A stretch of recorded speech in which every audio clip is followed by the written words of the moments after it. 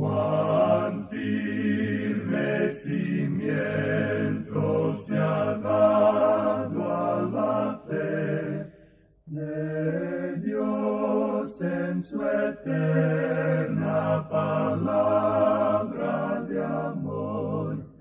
Con el propósito de compartir con usted las inmutables verdades de la palabra de Dios, presentamos A través de la Biblia, un estudio detallado y sistemático de toda la Biblia que le ayudará a conocer lo que Dios ha revelado para nuestro provecho espiritual.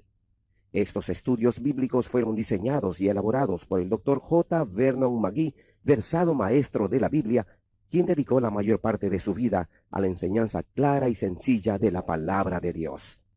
Acompáñenos, pues, mientras avanzamos en nuestro recorrido a través de la Biblia. Cuán firme cimiento la palabra de Dios.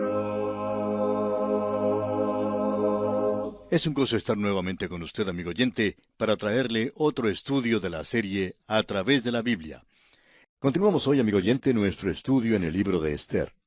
Y en nuestro programa anterior estábamos hablando del rey Asuero, quien, como dijimos, es en realidad Jerjes.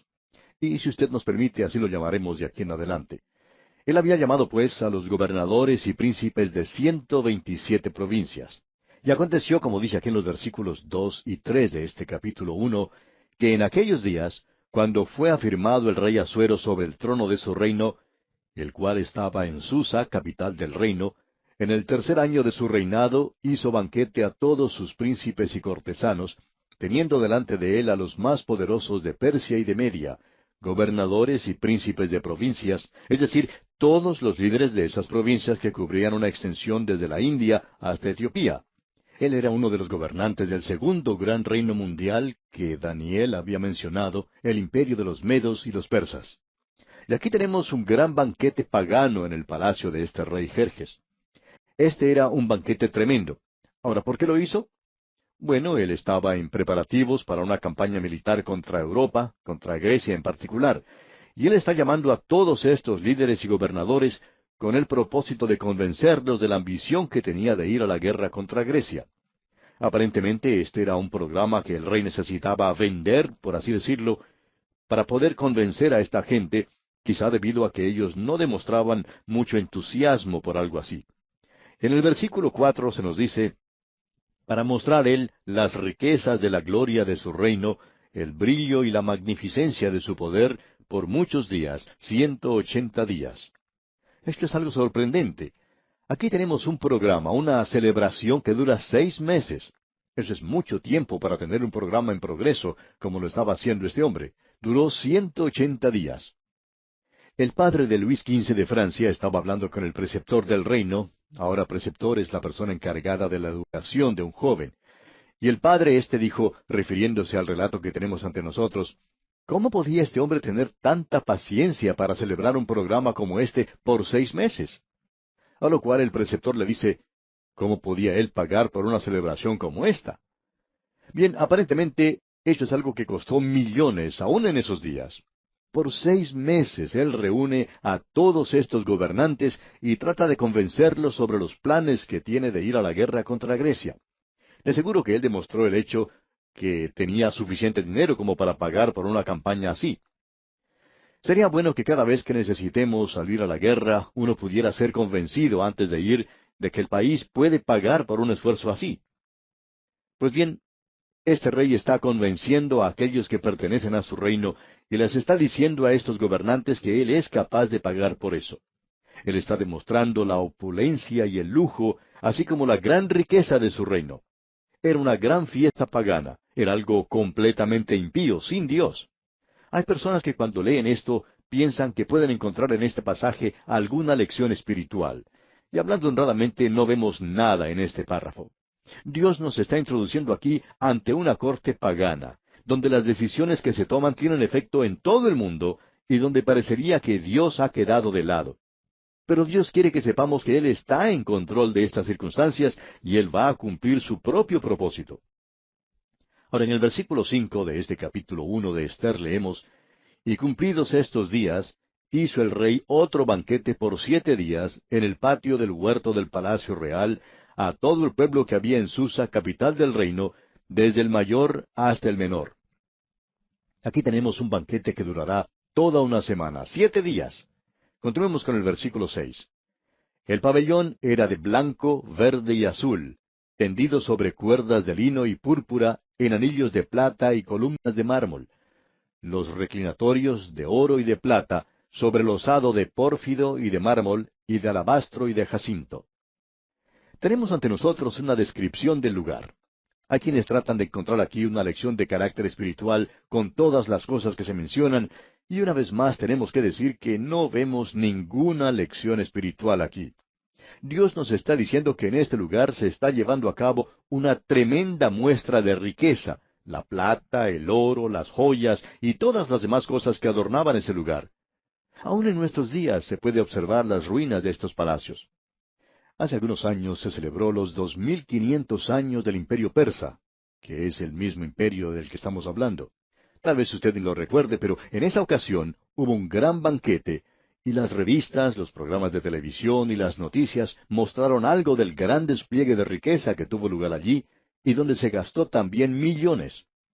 Ahora esto provocó mucho criticismo porque no se puede concebir que en ese lugar donde existe tanta pobreza en nuestros días, existan personas que desplieguen tanta riqueza en forma tan extravagante.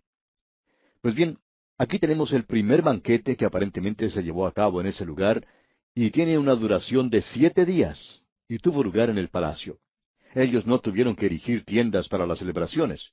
Estos palacios de mármol, con sus extraordinarios adornos, con sus hermosos cortinajes y tapices, tenían que haber sido una fiesta para los ojos. Este rey está pues tratando por todos los medios de convencer a su pueblo sobre lo que quiere hacer. Y en el versículo 7 leemos, y daban a beber en vasos de oro, y vasos diferentes unos de otros, y mucho vino real, de acuerdo con la generosidad del rey. En otras palabras, todo existía allí en gran abundancia, y este era un super banquete. En la primera parte del versículo 8 dice, y la bebida era según esta ley, que nadie fuese obligado a beber. Por supuesto, estas personas no eran tan civilizadas como lo somos nosotros en estos días. Hay hombres de negocios que dicen que es casi imposible ir a algunas reuniones de negocios en el día de hoy donde se sirve bebidas alcohólicas y no participar. Uno de ellos, que ocupaba una alta posición en una empresa, contó en cierta ocasión que el presidente de esa compañía lo había llamado a su despacho. Él había notado que este hombre no bebía en una de sus reuniones sociales.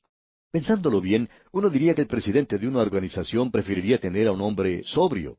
Sin embargo, él lo reprendió porque no había participado en las bebidas que se servía. Usted se da cuenta, amigo oyente, que aun cuando somos más civilizados en nuestros días, obligamos a las demás personas a beber. Pero aquí, en esta ocasión que estamos observando, ninguno era obligado a beber si no quería hacerlo. Que nadie fuese obligado a beber, dice aquí. Ahora, finalizando la lectura del versículo 8, y en el versículo 9 vemos que, porque así lo había mandado el rey a todos los mayordomos de su casa, que se hiciese según la voluntad de cada uno. Asimismo, la reina Vasti hizo banquete para las mujeres en la casa real del rey Asuero. Ahora, la reina Vasti había hecho un banquete para las mujeres. Usted puede apreciar que los hombres y las mujeres no tenían un banquete juntos en esos días. Hubiera sido algo contra las costumbres sociales el hacer algo así. Y nuevamente nos damos cuenta de lo incivilizados que eran, ¿verdad? El no estar todos juntos y no tener ningún despliegue de sexo de una manera u otra. Pero estos son asuntos serios. El rey no está tratando de convencer a los líderes de su país sobre las bellezas y cualidades de un automóvil, sino de una guerra, de una campaña contra los griegos. De modo que la reina Vasti se reúne con las mujeres. Ellas se reúnen en un lugar aparte, en el palacio de Vasti, y ellas son huéspedes de la reina en este banquete. Notemos ahora lo que sucede. Leamos la primera parte del versículo 10. El séptimo día, estando el corazón del rey alegre del vino, eso quiere decir que él estaba borracho. El rey se sobrepasó. Uno no tenía que beber si no quería, o podía beber todo lo que quisiera. Aparentemente, este rey no era una de esas personas abstemias, es decir, que no participaba en las bebidas alcohólicas y, por tanto, se emborrachó. Ahora él hizo algo que quizá no hubiera hecho si hubiera estado sobrio. Leamos el resto del versículo 10. Dice que mandó a Meumán, Bista, Arbona, Bicta, Abacta, Setar y Carcas, 7 eunucos que servían delante del rey Asuero. Eso casi se puede considerar un trabalenguas. Pero estos hombres eran los ayudantes del rey y ellos hacían lo que éste les decía. Y este hombre, este rey borracho, les manda que trajeran a la reina Vasti. Leamos el versículo 11. Que trajesen a la reina Vasti a la presencia del rey con la corona regia, para mostrar a los pueblos y a los príncipes su belleza, porque era hermosa. Lo que él está haciendo es algo bastante indigno de un caballero. Se está portando de una manera muy ruda. Él nunca lo hubiera hecho si hubiera estado sobrio. Él nos envía pues a que trajeran a la reina y aparentemente la razón por la cual hacía esto era que él estaba demostrando su gloria y riqueza, y ahora él quería que ellos apreciaran lo que era Vasti, quien era su tesoro, su joya, podemos decir. Pero, en lugar de demostrar eso, aquí se presenta un escándalo en la familia real. Notemos lo que sucede. Versículo 12. Mas la reina Vasti no quiso comparecer a la orden del rey enviada por medio de los eunucos. Y el rey se enojó mucho y se encendió en ira. Pensamos que cuando el rey había enviado a sus ayudantes a buscar a la reina, él se levantó y dijo a sus comensales, yo tengo una gran sorpresa para ustedes.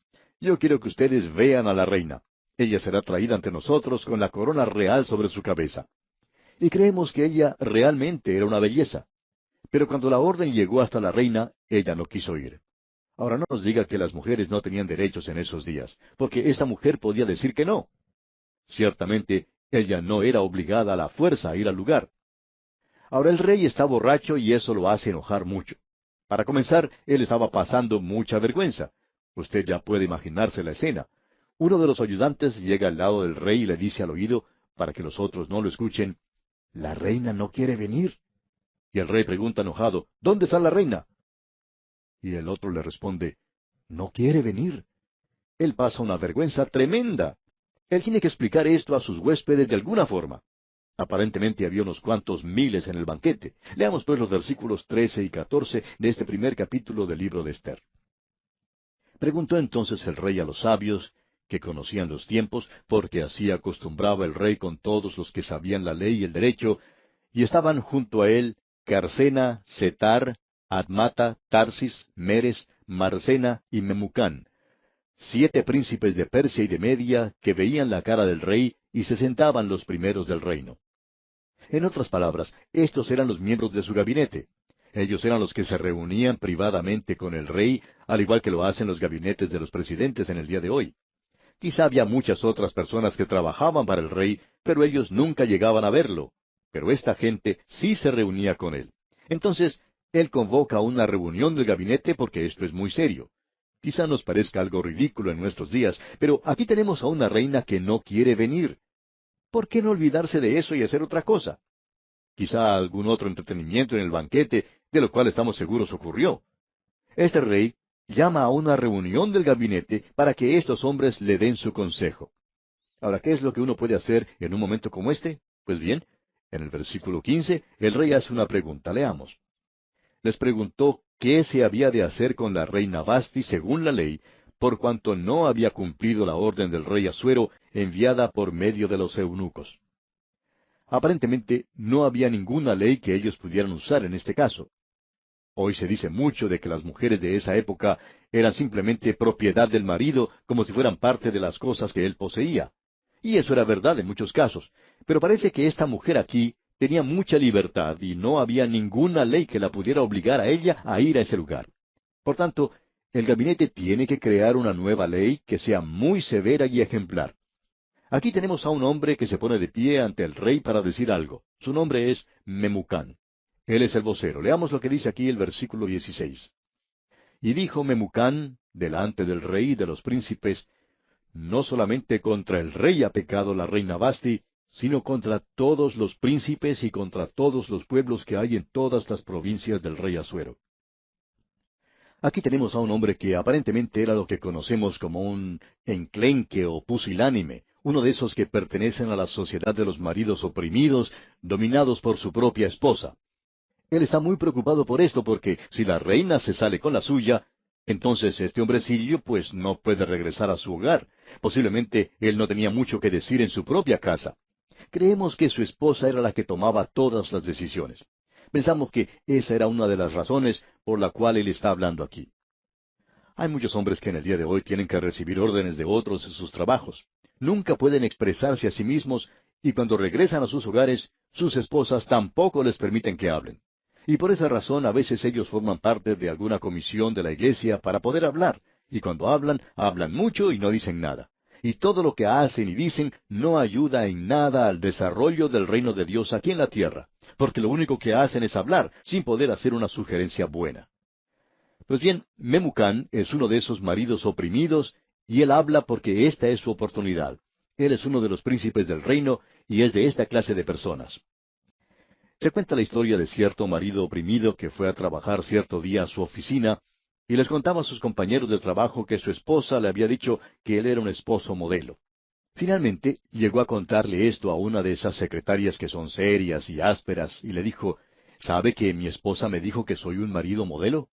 Y todos lo alababan por eso, pero esta secretaria le dijo, ¿por qué no se fija en el diccionario para ver lo que quiere decir eso? Quizá así no estará tan orgulloso de eso. Este hombre pues fue y buscó en el diccionario y encontró que la palabra modelo quiere decir representación en pequeña escala. Y eso es lo que representa a este hombre Memucán en esta historia. Prosigamos pues leyendo los versículos 17 y 18 de este capítulo 1 del libro de Esther. Porque este hecho de la reina llegará a oídos de todas las mujeres, y ellas tendrán en poca estima a sus maridos, diciendo, el rey Asuero mandó traer delante de sí a la reina Vasti, y ella no vino. Y entonces dirán esto a las señoras de Persia y de Media que oigan el hecho de la reina, a todos los príncipes del rey, y habrá mucho menosprecio y enojo.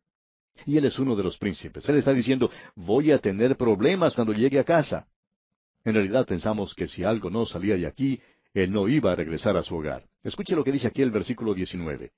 Si parece bien al rey, salga un decreto real de vuestra majestad, y se escriba entre las leyes de Persia y de Media, para que no sea quebrantado.